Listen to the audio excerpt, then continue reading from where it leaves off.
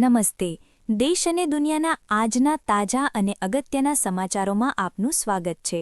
આજના તાજા અને અગત્યના સમાચારો વિશે વાત કરવાની છે તેમના પહેલાં આપને મિત્રો જણાવી દઈએ કે વિડીયોને અંત સુધી જોતા રહેજો, જેથી કરીને મિત્રો આજના દરેક સમાચારો કામના છે જે તમને મળી જાય. અને મિત્રો ગુજરાતના રોજે રોજના જો તમે સમાચારો મેળવવા માંગતા હોવ તો વિડીયોને એક લાઇક કરી ચેનલને મિત્રો જરૂરથી સબસ્ક્રાઇબ કરી લેજો. તો મિત્રો આજના પ્રથમ સમાચારો વિશે વાત કરીએ તો ઘર બનાવવા સરકાર આપશે 1.70 લાખ સુધીની સહાય. પંડિત દીનદયાળ મિત્રો ઉપાધ્યાય આવાસ યોજના હેઠળ મિત્રો જે પણ ઘર વિહોણા અને 50 વર્ગના લોકોને નવીન મકાન બાંધકામ માટે 1,70,000 રૂપિયા સુધીની આર્થિક સહાય આપવામાં આવે છે. યોજનાની પાત્રતા માટે મિત્રો આવક મર્યાદા 6 લાખ રૂપિયા નક્કી કરવામાં આવી છે. અરજી સાથે મિત્રો જરૂરી દસ્તાવેજો જેમ કે મિત્રો જાતિનો દાખલો, આવકનો પુરાવો, જમીનની મિત્રો માલિકીની વિગતો, રહેઠાણનો પુરાવો વગેરે મિત્રો જોડાવા જરૂરી છે. મકાન બાંધકામ પૂરું કરવાની મર્યાદા 2 વર્ષની રહેલી છે.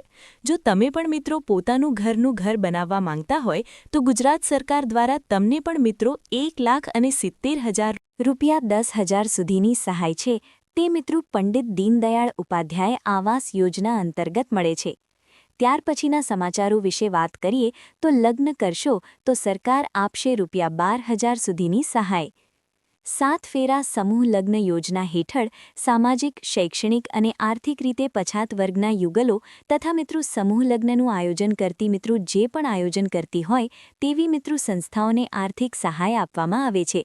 દરેક યુગલને 12,000 રૂપિયાની સહાય મળે છે, જ્યારે મિત્રો આયોજક સંસ્થાને મિત્રો પ્રત્યેક યુગલ દીઠ 3,000 રૂપિયા, મહત્તમ 75,000 રૂપિયા સુધી પ્રોત્સાહક રકમ આપવામાં આવે છે, જેથી મિત્રો સમૂહ લગ્નને પ્રોત્સાહન મળે અને નવયુગલોને આર્થિક ટેકો મળે. તો તમને મિત્રો જણાવી દઈએ કે ગુજરાત સરકાર દ્વારા જે પણ 7 ફેરા સમૂહ લગ્ન યોજના અંતર્ગત મિત્રો 12,000 રૂપિયા સુધીની સહાય છે તે મિત્રો મળવાપાત્ર છે. ત્યાર પછીના સમાચારો વિશે વાત કરીએ તો ખેતીની અંદર મિત્રો સાધનો પર જ્યાં પણ મિત્રો જીએસટી ઘટાડી અને 5% કર્યો. મિત્રો ખાસ કરીને વિધાનસભામાં પ્રશ્નોત્તરી ચાલી રહી છે તો જેમાં સરકારે મિત્રો ખેડૂતોના ફાયદાની વાત કરી હતી. જીએસટીનો સીધો ફાયદો છે તે મિત્રો હવે ખેડૂતોને પણ થવા જઈ રહ્યો છે, જેમાં કૃષિ ઓજારો પરનો જીએસટી ઘટાડો કરી દેવામાં આવ્યો છે. ખેડૂતોને કૃષિ યાંત્રીકરણ માટેના સાધનો અને ઓજારો સસ્તા ભાવે ઉપલબ્ધ થશે. હવે મિત્રો 12% જીએસટી દરને ઘટાડી અને 5% કરવામાં આવ્યો છે.